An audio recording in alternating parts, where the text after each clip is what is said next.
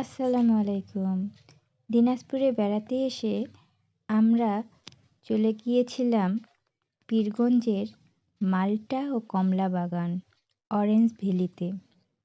কি অপূর্ব সুন্দর হলুদ হলুদ কমলা ঝুলে রয়েছে গাছের মধ্যে, সবুজের মাঝে হলুদ, কি অপূর্ব দেখতে, কি সুন্দর।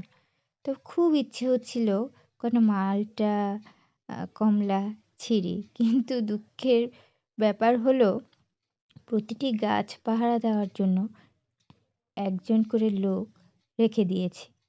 কমলা অথবা মালটায় হাত দিলেই তারা বলে ওঠে, উম না না, হাত দিয়েন না, কমলা ছিঁড়লেই 100 টাকা জরিমানা। কি আর করার। সাথে আমার ছেলে এরিক, আমার মেয়ে ইনান ছিল। তারা অনেক চেষ্টা করলো একটা মালটা অথবা কমলা ছেঁড়ার জন্য। সম্ভব হতো, কিন্তু আমি তাদেরকে সহায়তা করিনি, সাহায্য করিনি। এনিওয়ে, আমার সাথে আমার শাশুড়ি, খালা শাশুড়ি, ননদ তারাও ছিল।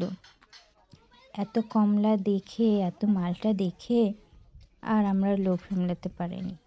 আমার খালা শাশুড়ি অবশেষে কিছু কমলা মালটা কিনেই নিল, নিয়ে আমাদের টেস্ট করালো।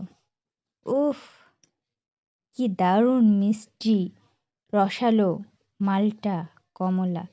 দিনাজপুরে যে এত ভালো কমলা মালটা চাষ হয়, ওখানে না গেলে বুঝতে পারতাম না, জানতে পারতাম না। ছোট ছোট আনন্দগুলো আসলেই সবার সাথে শেয়ার করা উচিত। ধন্যবাদ।